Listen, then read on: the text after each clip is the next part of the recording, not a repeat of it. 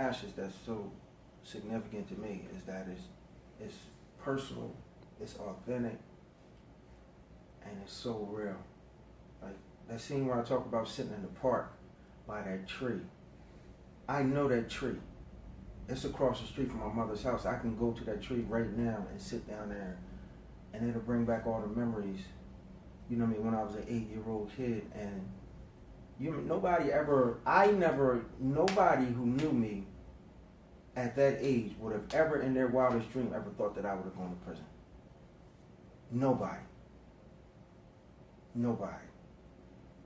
But it's so much that goes on, man, with living inside of my head, internalizing, having feelings and emotions, not expressing it, not communicating with people, and then being special and not having an outlet for that. My sister Janet said something to me about that.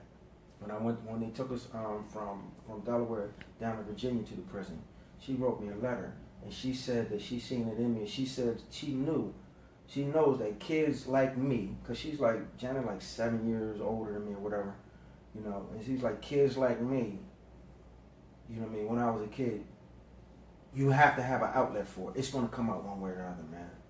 And from that, man, it's just a lot of gaps, man. It's just a lot of educational, developmental gaps throughout, man. Nobody taught me how to fail right. So here I am, 44 years old, and yeah, things look good or whatever like that, but I'm still afraid to fail. And I'm afraid to fail, and that's why I know I'm losing. But it's more important than me losing, it's my kids and my grandkids, man. They losing. A couple dollars in the bank, a house maybe with a mortgage on it, whatever, being able to, I ain't got nothing to pass on to my kids. I can't pass on that company I work for to my kids, man.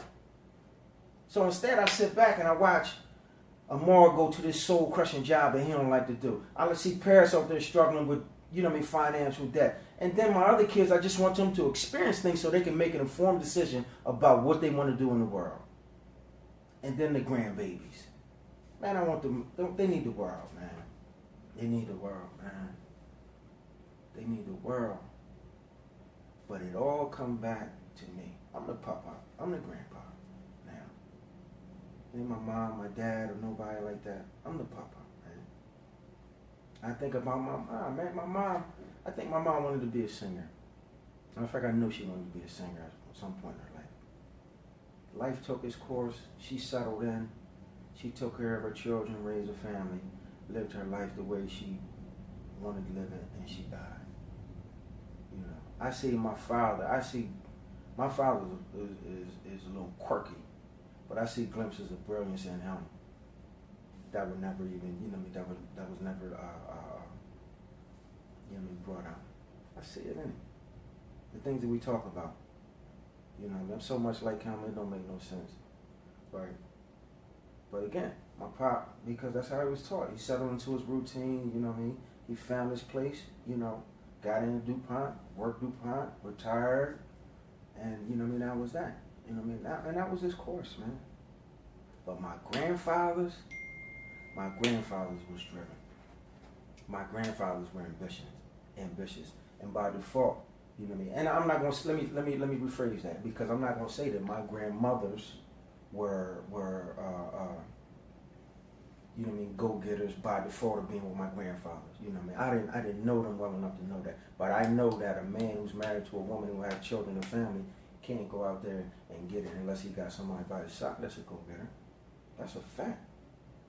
That's a fact. So when my paternal grandfather went from sharecropping to owning his own land to leaving it to his children, that's legacy. That's legacy. When we go down Saks, Virginia, when we come up that street and we make that turn from that point all the way back, that's my grandpa's land because he left it to his children. You know what I mean? My grandfather, my maternal grandfather, he came up being a child of a, you know what I mean, child of a slave. You know, being the child of a slave and coming out and owning, you know what I mean, significant land. My mother always tells a story about how he built cabins down there around the pond, and all the people from the city, you know what I mean, the officials, and they would come down and fish and have fish fries and do their thing out there. you know what I mean, in his cabins. Because he was a hustler, man. He was a go-getter. He owned his own land. And they ain't like that about him. They ain't like that about him. So that's in me. And it's in my kids. But I got to be the one to start that engine up and make sure that it's going through. I got family members throughout who are go-getters. I'm a go-getter. But right now, I'm losing. And I know I am. I don't care how many pats on the back or how many accolades I get from here or there, whatever like that. By my own standards, I'm losing.